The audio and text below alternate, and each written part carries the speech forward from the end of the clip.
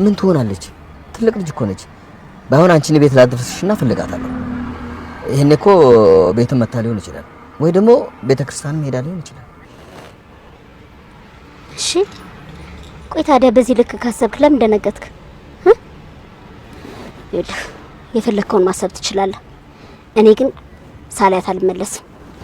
ራይድ ይዤ እሄዳለሁ። ደህና ዋል ማርቲ።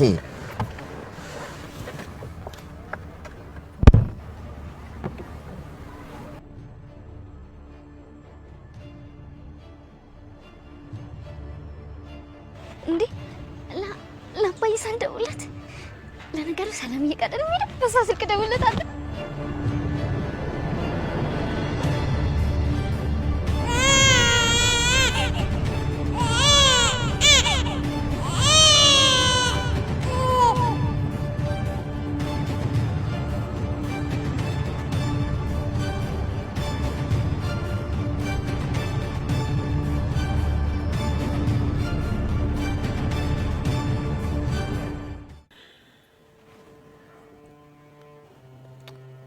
አታውቀውም እንዴ ፓተርኑ?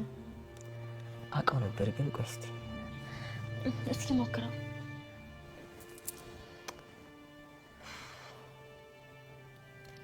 ቀይረዋለች መሰለኝ። ቆይ ግን እንዴት ነው ከጧት ጀምሮ እስካሁን አነሳ ያልደወለው? ለምን ይደውላታል? የሚጀነጅናልኩ መስሎ ነው ሳይሆን ጓደኛው ምናምን ለማለት ፈልጌ ነው። እንዴ ዳጣ እኮ ጓደኛ የላት። ምን ነው በጣም አውቃታለሁ አልክ? እኔ እንደዛ አላልኩም።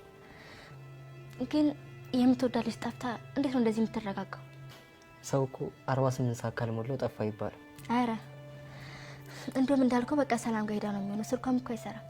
አዎ በቃ እዛ ሄዳ ነው የሚሆነው። ስለዚህ ልፈልጋት። በቃሽ እኔም አብሬ ካንተ ጋር ልሂድ። ልብስ ቀይሬ ልምጣ። የሰላም እየልሽን በጣም ናፍቆኛል። በቃ አልሄድም ትቼዋለሁ። ምን ማለት ነው? ለምንድን ነው የማትሄደው? እኔ ግን እሄዳለሁ። ግን ማለት ነው የት ነው ምጥንስ? እንዴ እና ምጥን እኮ አመማትና ካፌ ሄደች። ምን ሆነ ያመማት? እንዴ ህመም ነው ያመማት። ከምር ናታን በቃ እንሂድ። እኔ መንቀሳቀስ እፈልጋለሁ። አዎ ናታን እንሂድ። እኔም ደብሮኛል። መሄድ እፈልጋለሁ። መንቀሳቀስ እፈልጋለሁ። ቆይ ለመሆኑ ድብርት ምን ማለት እንደሆነ ታውቂያለሽ? እንዴ አዎ አውቃለሁ። እንደውም እኮ ማለት ነው እኛ ክፍል እኮ ማለት ነው ድብርት የሚባል ልጅ አለ። በጣም ወፍራም ነው ብታዩና ማለት ነው ምጥን ሁለት ይሆናል፣ ሁለት ቢሰነጠቅሱ ሁለት ሰው ይወጣዋል ብለኛለች። እና ሁሌ በቃ ዝም ብሎ ብቻውን እንደዚህ ይብሎ ነው የሚቀመጥና ስሙ ደግሞ ድብርት ነው። እሺ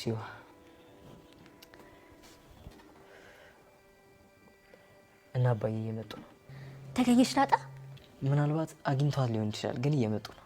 በቃ እኛ እንሂድ። ሰላምዬ ቤት እኮ ማለት ነው ገንፎ አለ። እንዴ ቆይ ደግሞ የት የምታውቂው ገንፎ ነው እንዴ? እና ሰላም ቤት እኮ ነው የተዋወቅነው። ይልሽዋዬ የወለደ ሰው ብቻ ነው ገንፎ የሚበላው እንዴ? እና እኔስ እና ወልጃለሁ ልትይ ነው? በቃ አንቺ እኮ ሀሳብ የለሽ ባል የለሽ አለ። አንቺ ግን እመታሻለሁ። እሺ ዋራፊ እናማዬ እገልሻለሁ። እሺ ባለጌ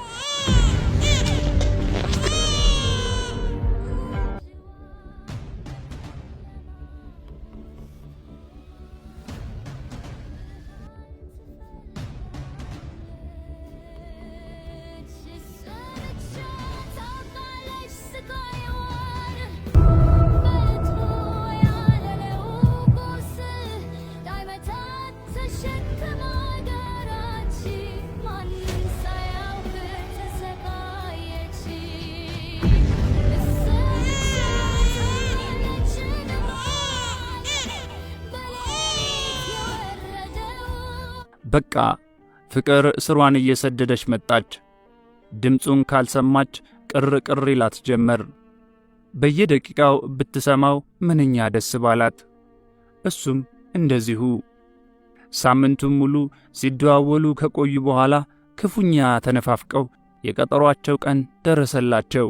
አዜብና አንዱዓለም የዛሬው የክብር እንግዶች በተደረገላቸው ጥሪ መሠረት አብረዋት ሄዱ። ቀጠሯቸው በጥሬ ሥጋና ጎድን ጥብስ ዝግጅቱ በታወቀው በመተባበር ሆቴል ነበር። በዚያን ዕለት ሻምበል ብሩክ ሱፍ ለብሷል፣ ክራባትም አስሮ ነበር። አቦ እንዴት ነበር ያማረበት! ትሕትና ስታየው የበለጠ በደስታ ሰከረች። የደንብ ልብሱ ብቻ መስሏት ነበር። ይህኛው ደግሞ ጭራሽ ልዩ ሆነባት። ሄዳ እቅፉ ውስጥ ስትወድቅ በከንፈሩ ተቀበላት። ፍቅራቸው ገደብ አጣና በጓደኛዋና በወንድሟ ፊት ሳማት። ደንታም አልሰጣቸውም። አዜብና አንዱዓለም ትንሽ እንደማፈር ብለው ማዶ ማዶውን አዩ። ባልሳሳት አዜብ ነሽ? ቀልጠፍ ብሎ እጁን እየዘረጋላት። አልተሳሳትክም። አዜብም ሳቅ እያለች ከአንዱዓለም ጋር እንኳ በሚገባ እንተዋወቃለን። እቅፍ አደረገው። አንዱዓለም ደስ አለው። ብቻ ሻምበል ብሩክ ሳቂታና ተጫዋች ስለሆነ የሰውን ልብ በቀላሉ የመማረክ ችሎታ አለው። የሐረር ሰው ለሳቅና ጨዋታ የታደለ መሆኑ ይነገርለታል። ለዚህ ነው መሰል ሻምበል የዚህ አይነት ባህሪ ይንጸባረቅበታል። አይከብድም። አዜብም አንዱዓለምም በሱ ሁኔታ ነጻነት ተሰማቸው። አዜብ በዝና ከምታውቀው የበለጠ የምታየው ሻምበል ብሩክ ማረካት። እንዴት አይነት ዕድል ነው የገጠማት? በጓደኛዋ ጥሩ ዕድል ቀናች። ለምን እንደ ቀናች ግን እሷም አልገባትም። የምትወዳት ጓደኛዋ ናትና። ብሩክ ወዲያውኑ አዜቢና እያለ መጫወት ጀመረ። የቁልምጫን ስም በአንድ ቀን መጥራት ይከብዳል። ለብሩክ ግን ይህ ቀላሉ ነው። ሁሉም ነገር በሚያስደስት ሁኔታ ቀጠለ። ጨዋታና ሳቁ ደራ። ፍቅር በፍቅር ሆኑ። ትሕትና ይህንን የመሰለ ጠንበለል የሰጣት አምላክ ችግሯን አይቶ ሊክሳት መሆኑን አመነች። በዚህ መሃል አንዱዓለም እስር ቤት የገባበት ምክንያት በርዕስነት ተከፈተና መወያየት ሲጀምሩ እኔ እናንተ ሌላ ቀጠሮ ይኖረናል፣ በዚህ ጉዳይ ላይ ሰፋ አድርገን እንወያያለን እሺ አለው። አንዱዓለም በደስታ ተቀበለው። ርዕሱ ተቀየረ። ምሳው አብቅቶ የሚጠጣ ነገር ሲታዘዝ ሻምበል ብሩክና አንዱዓለም ቢራ፣ አዜብና ትሕትና ደግሞ ጭማቂ አዘዙ። በወንድሟና በጓደኛዋ ፊት በመሆኑ እንጂ ከሻምበል ጋር ብቻ ብትሆን ኖሮ በዛሬው የፌሽታ ቀን ቢራ ትጠጣ ነበር። ዕድሜ ለዶክተር ባይከዳኝ ቢራን ለማምዷታል። ሻምበል ብሩክ ለትሕትና የሆነ ነገር በጆሮዋ ሹክ አላት። እንዲያ ወደ ጆሮዋ ጠጋ ብሎ በግራ ክንዱ ትከሻዋን እቅፍ አድርጎ አዜብ ስትመለከት በድጋሚ ቀናች። እንደዚህ ያፈቀረችውና ያፈቀራት ሰው አጋጥሟት አያውቅም። የእሷ ጓደኞች የሳምንት ግፋ ካለ የአንድ ወር ብቻ ናቸው። ችግሩ ከማን እንደሆነ ራሷን እየጠየቀች እስከ ዛሬ ድረስ መልስ ያላገኘችለት ጉዳይ ነው። አብዛኞቹ አዜቢና አዜቢና እያሉ እያቆላመጡ ይጠጓትና ከአንድ ቀን ግብዣ በኋላ በሁለተኛው ቀጠሮ ላይ ጨርቅ ተጋፈው በዚያው ብስ ብለው ይጠፋሉ። እንደ እውነቱ ከሆነ እሷም ወረተኛ ነች። በተለይ መኪና ላለው ወንድ ልቧ ይደነግጣል። ለሚያዝናና ለሚያንሸራሽር ልቧ ክፍት ነው። እግረኛው ብዙም አይስባትም። አዜቢና ከቦይፍሬንዷ ጋር ለምን አልመጣችም በማለት ነበር ሹክ ያላት። ትሕትና ሳቃለችና በሚቀጥለው አለችው። የሚያወሩት ስለ እሷ እንደሆነ ጠርጥራ አዜብ ትሕትናን ጠቀሰቻት። እሷም መልሳ ጠቀሰቻት። ተጠቃቀሱ። አዜብ ስለ እሷ የምታውቀውን ያህል እሷም ስለ አዜብ ታውቃለች። የሆቴል ልብስ የለበሱት አስተናጋጆች በጎደለ ለመሙላት ሽር ጉድ ይላሉ። ሻምበል ብሩክ እናቷን ለመጠየቅ መፈለጉን ገልጾ ያሳወቃት ወደ ማምሻው ላይ ነበር። ሻምበል ብሩክ እናቷን ለመጠየቅ መፈለጉን ገልጾ ያሳወቃት ወደ ማምሻው ላይ ነበር። ሻምበል ይህንን ያልጠበቀችውን እጅግ አስደሳች የሆነ ሐሳብ ሲያቀርብላት በደስታ ተውጣ ቀና ብላየችው። ፈገግ አለና ወደ ጎን ተመለከታት። ተያይዘን ወደ ቤት አላት። ለዚህ ንግግሩ ካሳ ከንፈሩን መሳም ነበር። ምን ያደርጋል፣ አይመችም። እያማራት ተወችው። አይመሽብሽም አዜቢና አለቻት ጓደኛዋን። አይመሽብኝም አለች ቶሎ ልትለያቸው ስላልፈለገች። በሻምበል ብሩክ ሐሳብ አዜብና አንዱዓለም እጅግ ተደሰቱ። አንዱዓለም እስር ቤት ገብቶ ያደረለት ትደነግጣለች ብላ ከደበቀቻት በኋላ ሻምበል ብሩክ የተባለ ሰው ዋስ ሆኖ ያስፈታው መሆኑን ለእናቷ የነገረቻት አንዱዓለም ተፈቶ እቤት ሲገባ ነበር። ከዚያን ቀን በኋላ ግን ስለ ሻምበል ብሩክ ያልተወራበት ቀን አለ ለማለት ያስቸግራል። በሆነው ባልሆነው የሻምበል ብሩክ ስም እንደ ዳዊት ሲደገም እናቷ ጠርጥራለች። በዚህ ምክንያት ወይዘሮ አመልማል ሻምበል ብሩክን በመልክ ባይሆንም በዝና ያውቀዋለች ማለት ይቻላል። በሽተኛን ለመጠየቅ በሚል ሰበብ ሻምበል ብሩክ ለእናቷ ያልገዛው ነገር የለም። ስጋው፣ አትክልቱ፣ ለስላሳው፣ ኬኩ፣ ይህንን ሁሉ ገዝተው ተሸክመው እቤት ሲደርሱ ሰራተኛዋ መጥታ በሩን ከፈተችላቸው። ልጅቷ በሻምበል ብሩክ ላይ አይኖቿ ተተክለው ቀሩ። ግርማ ሞገሱ ያስፈራል። ከዚያም ትህትና ቀደም ብላ ወደ ቤት ገባችና ቤቱን ትንሽ ለማዘጋጀት ጥረት አደረገች። ጠንቃቃና ጽዳት ጠባቂ ስለሆነች መዝረክረክ አይታይም ነበርና ብዙም አልተቸገረችም። እማዬ እንግዳ መጥቷል ብላ ለእናቷ ሹክ ስትላት ማን መጣ ትሁቴ? ድንግጣ ከተኛችበት ቀና ለማለት ተንደፋደፈች። ሻምበል ብሩክ ነው አይዞሽ። ብርድ ልብሱን እያለባበሰቻት ወዲያው ሦስቱም ተከታትለው ገቡና ከእንግዳ ማረፊያው ከሶፋ ወንበሩ ላይ አረፋሉ። ቤቱ ንጹሕና ቅልል ያለ ነበር። ሻምበል ዙሪያ ገባውን ተመለከተ።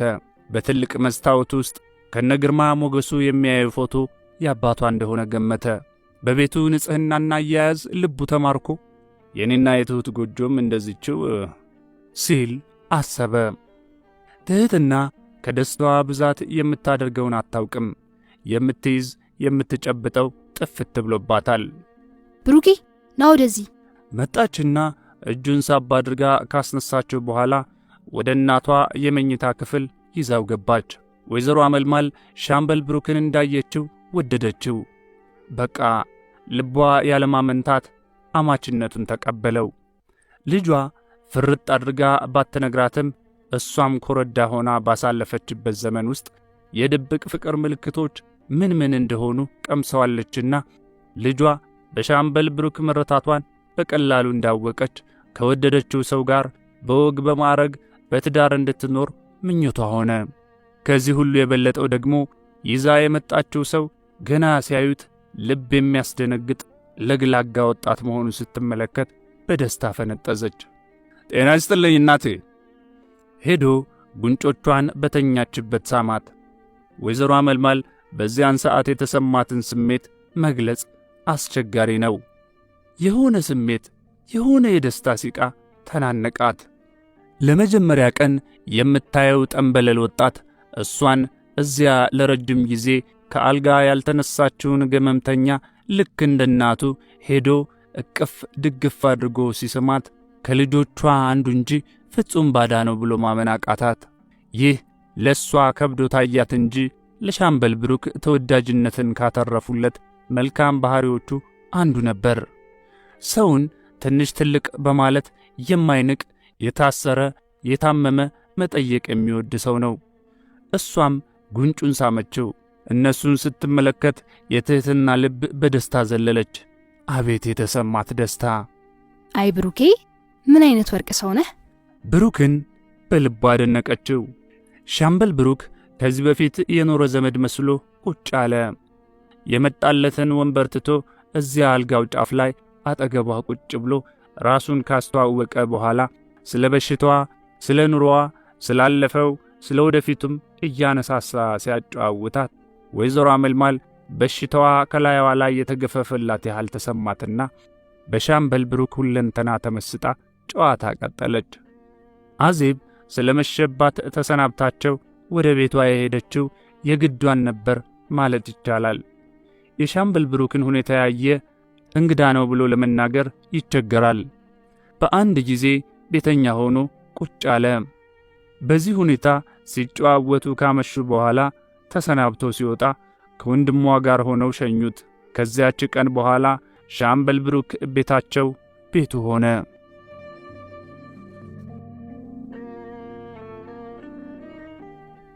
ይህ ተራኪ ነው።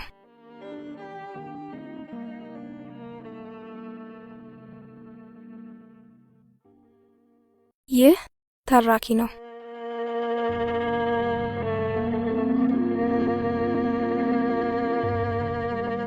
ክፍል 14 ከተቀጠረች ሁለተኛ ሳምንቷን ይዛለች። በእርግጥም ማለፊያ የገቢ ምንጭነቷና ገዳምነቷ ከወዲሁ እየታየ ነው። ከወትሮው ለየት ባለ ሁኔታ የደንበኞች ቁጥር እየጨመረ ነው።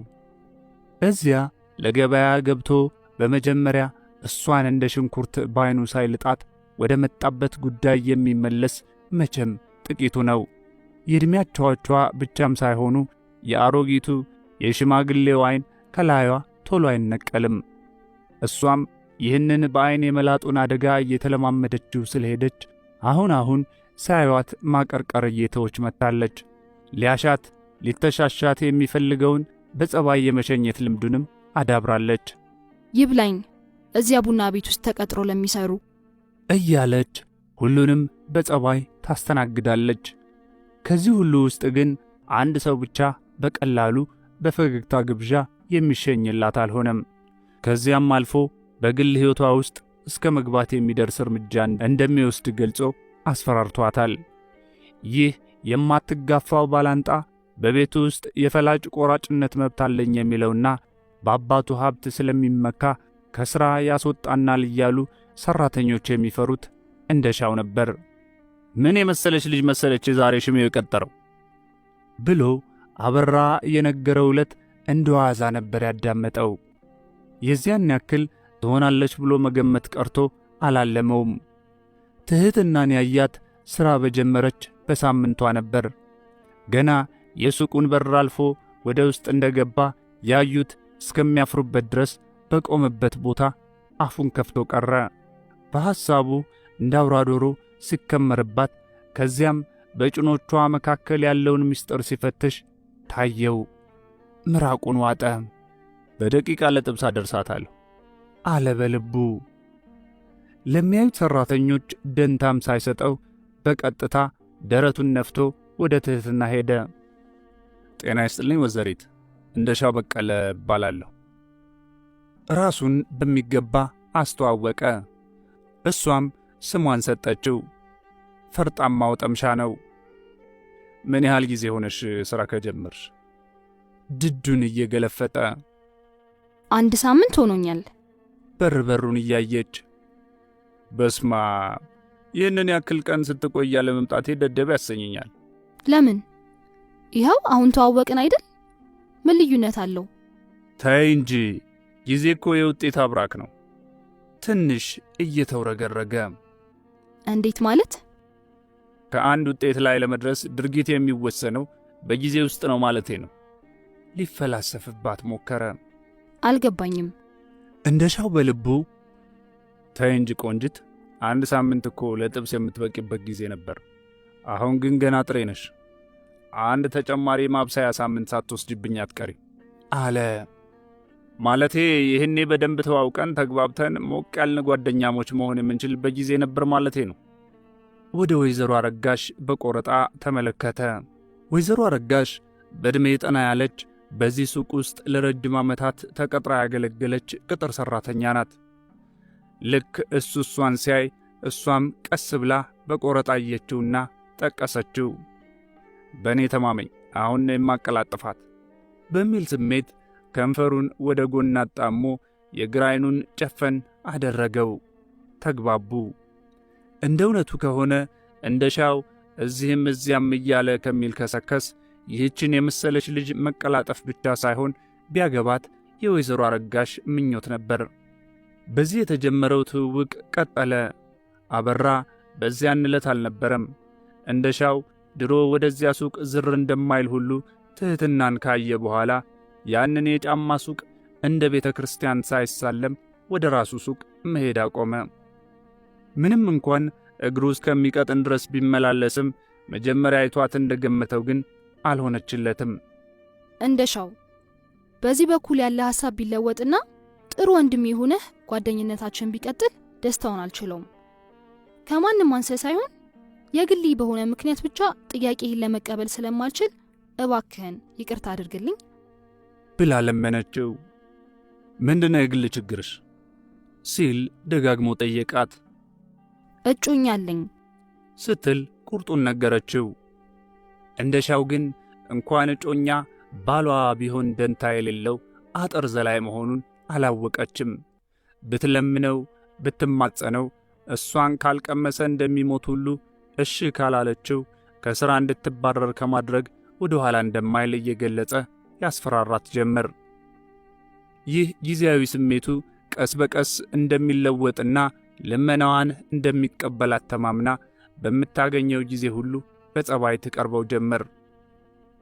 እንደሻው እንዳሰበው ሳይሳካለት መቅረቱን ሲያውቅ አማላጅ አድርጎ የላካት ወይዘሮ አረጋሽ ትሕትናን ለብቻዋ ጠራቻትና ትሁት በእጅ የያዙት ወርቅ ከመዳብ ይቆጠራል አይነት ሆንሽብኝ እኮ። ምንም ትንሽ ልጅ ብትሆኝ አመለካከትሽ ብስል መሆኑን ከተረዳሁ እያድሬያለሁ። አሁን ግን ሳይሽ ልጅነትሽ የለቀቀሽ አልመስል አለኝ። ሰማሽ የኔ ልጅ፣ እድል እጅ ላይ የምትወርቀው አንድ ጊዜ ብቻ ነው።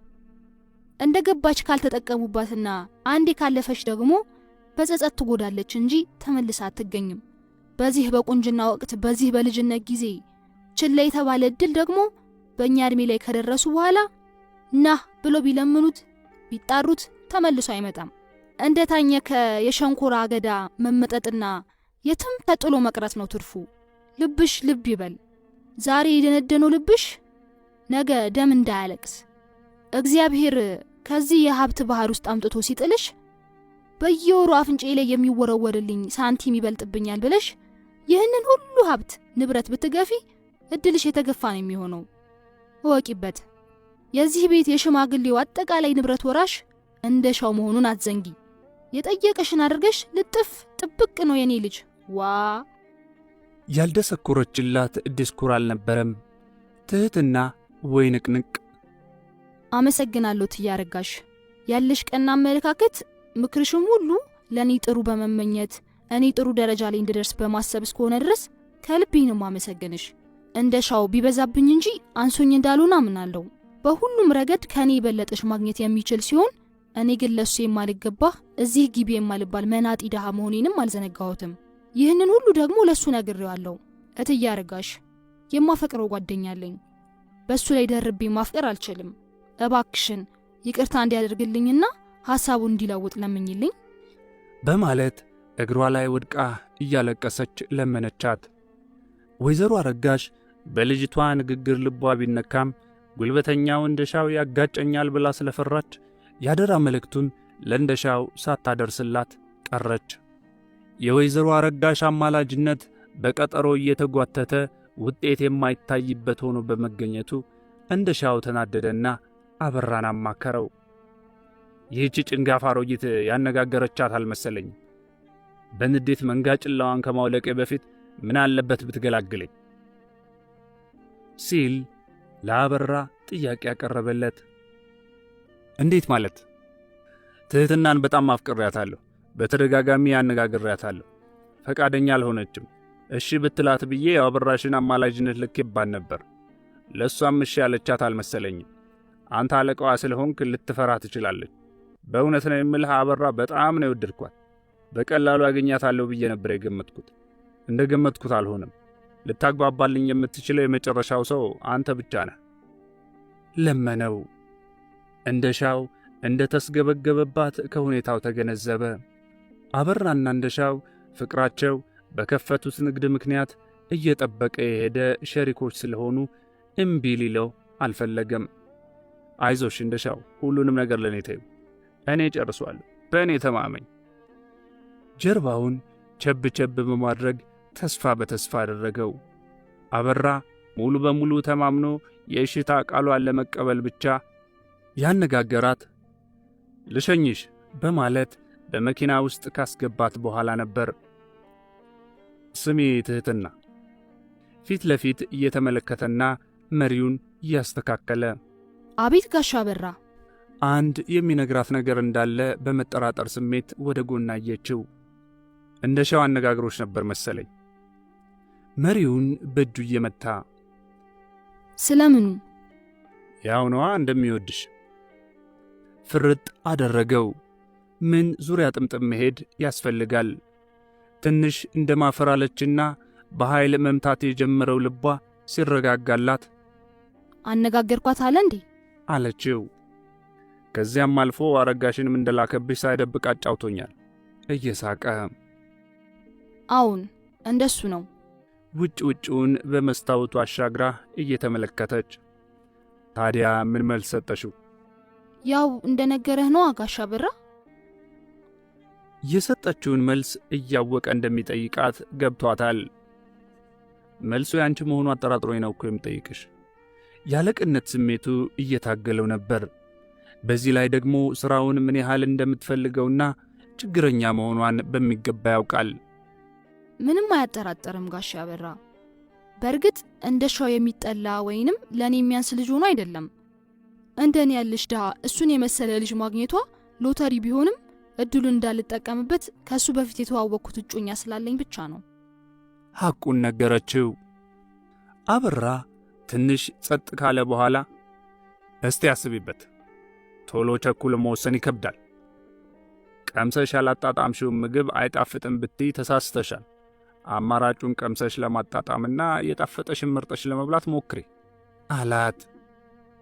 ጋሻ በራ እኔ ለአንድ ወንድ አንድ ወንድ ደግሞ ለእኔ ለአንዷ ሴት ብቻ እስከተፈጠረን ድረስ የተገኘውን ወንድ ሁሉ እየቀመስኩ ማጣጣም የምችል አይመስለኝም ስትል መለሰችለት። ኦሆ ይህች መልኳ ለስልስ አነጋገሯ መርዝ የሆነች ልጅ ዋዛ አይደለችም ለካ አለ በልቡ።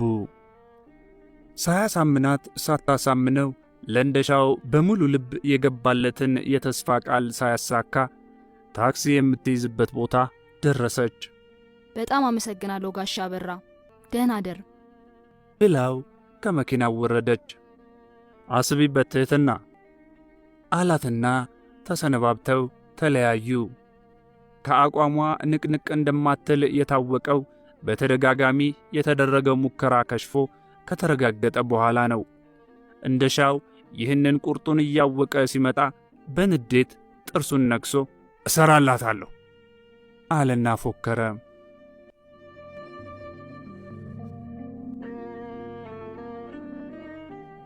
ይህ ተራኪ ነው።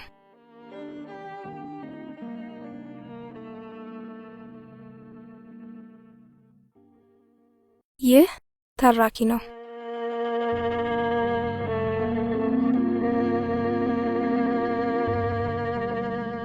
ክፍል 15 ሻምበል ብሩክና ትህትና ድንበሩ ከተዋወቁ ዛሬ ልክ አንድ ወራቸው። የፍቅራቸው ወርሃዊ ልደት ውል የሚበጅበት ቀን። በመሳሳም ደረጃ የቆየው ፍቅር ዛሬ ወደ አካላዊ ውህደት ሊሸጋገር እቅድ ተይዞለታል። ሻምበል ብሩክም ሆነ ትህትና የዛሬውን ቀን በልዩ ጉጉት ነው የጠበቁት።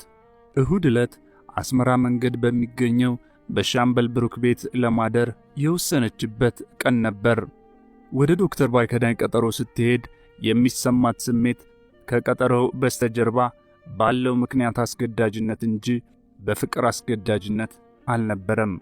ከዶክተር ባይከዳኝ ጋር የምትፈጽማቸው ግንኙነቶች እውነተኛ ስሜቷን የምትገልጽባቸው ሳይሆኑ በተለበሰችው ጭንብል እውነተኛ ማንነቷን ደብቃ በመድረክ ላይ ቲያትር የምትሰራ ተዋናይ ሆና ነው የምትውለው። በሻምበል ብሩክ ፍቅር ግን ሰውነቷ እንደ ሻማ እየቀለጠ ልቧ በእልልታ እየጨፈረች ሁለንተናዋን አሳልፋ የምትሰጠው በደስታ ስሜት ሰክራ ነው። በተለይ የመጀመሪያዋ በሆነው የወንድ ልጅ ፍቅር የተረታችለት ሰው እንደ ዘመኑ ወጣቶች በአንድ ነገር ላይ ብቻ ትኩረት የሚሰጥ ሳይሆን በእሷ ቦታ ሆኖ ሁሉን ነገር የሚያስብላትና የሚያጽናናት ሆኖ በመገኘቱ ፈጣሪዋን ታመሰግናለች። ብቻ አንዳንድ ጊዜ የሰው ልጅ ሥጋ ለባሽ ፍጡር ነውና፣ ሰው ተላላና ደካማ ፍጡር ነውና፣ ሰው ነውና ይህ ሁሉ ፍቅር ድንገት ብን ብሎ ጠፍቶ ሻምበል ብሩክም ተለውጦ እንዳይከዳት ልቧ መጠርጠሩ አልቀረም። እንደዚያ ታስብና ደግሞ አስተሳሰቧ ትክክል ባለመሆኑ ራሷን ወቅሳ ብሩኬ አይለወጥም በማለት መልሳ መጽናናትን በልቧ ታሳድራለች። በዛሬው ዕለት ሻምበል ብሩክ ቤት ለማደር ቀጠሮውን የወሰደችው በከፍተኛ ደስታ ነው። ምናልባት የዛሬው አዳር ደግሞ ያንን ተንከባክባ ያቆየችውን የልጃገረድነት ወግ ብር አምባሯን የምትፈተሽበት ወቅት ሊሆን ይችላል። ከዚያ በኋላ ዞር በይ ቢላትስ? ልቧ በመጠራጠርና ባለመጠራጠር ስሜት መሃል ገብቶ ሲዋዥቅ ከዋለ በኋላ አንድ ነገር አሰበች። ለሻምበል ብሩክ ልጃገረድ መሆኗን ገልጻለት እንደ ወጉ እንደ ሥርዓቱ በጫጉላ ቤት ብር አምባሯን ልትሰጠው ያላትን ምኞት ካሳወቀችውና በአጠቃላይ የእሱን ስሜትና ፍላጎት ከተረዳች በኋላ ስለ ማንኛውም ነገር አብረው በጋራ መወሰን እንደሚችሉ ገምታ በዚሁ ሐሳቧ ጸናች። እማዬ ዛሬ አዜቢና ጋ ነው የማድረው፣ ፓርቲ አዘጋጅታለች በማለት እናቷን ዋሸቻት። ፓርቲ ደግሞ ምንድነው እሱ? ትሁቴ ያው ነዋ፣ ጓደኞቿ ተሰባስበን ስንጫወት ማደር ማለት ነዋ እየሳቀች። አደራሽን የኔ ልጅ ራስሽን ጠብቂ።